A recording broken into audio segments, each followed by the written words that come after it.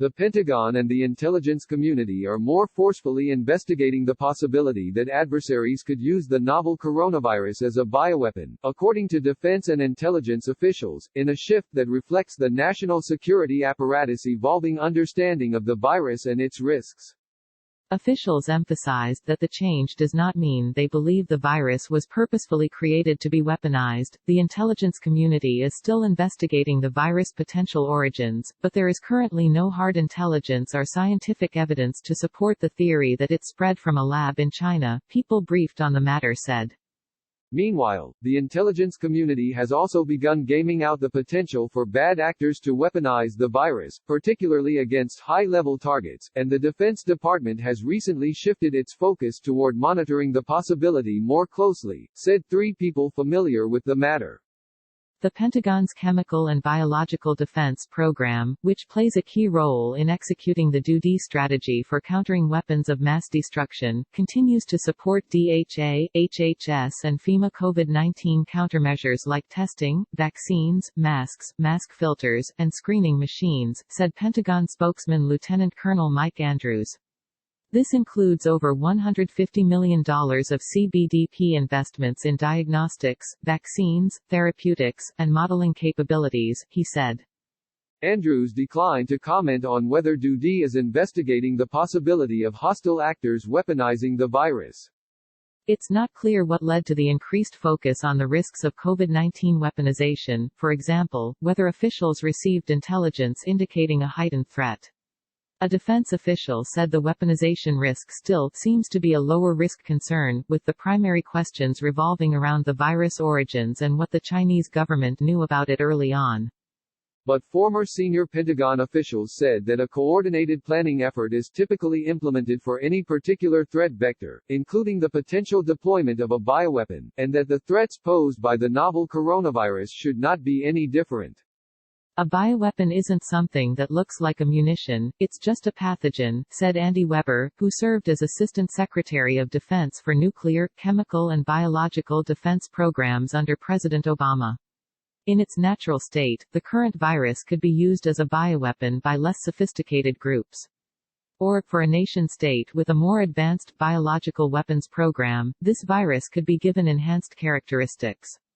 And it could be spread using easily accessible tools like a fogger or a spray bottle, he said. Another former administration official said that a hostile actor wishing to weaponize the novel coronavirus likely would not manipulate the virus itself, as that would leave a signature. The bad actor would more likely infect someone with the natural virus, and have that person spread it in areas frequented by individuals they want to target.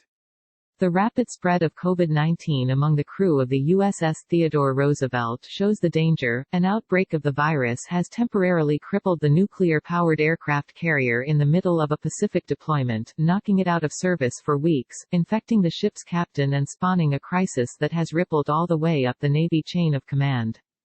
Senior Navy leaders still don't know where the outbreak originated. They initially believed sailors brought it on board during a port call to Vietnam, but now think the air crew may have infected the ship during routine resupply flights. But the incident highlights the military's vulnerability to the asymmetric threat a weaponized virus could pose. Defense Secretary Mark Esper has taken drastic steps to ensure the military's deployed forces are COVID-free.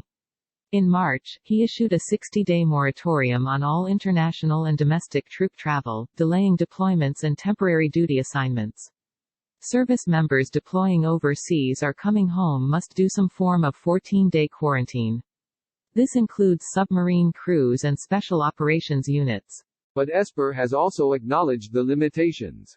Tell me, how do I do 6 feet distancing in an attack submarine? He asked reporters in March. Or how do I do that in a bomber with 2 pilots sitting side by side?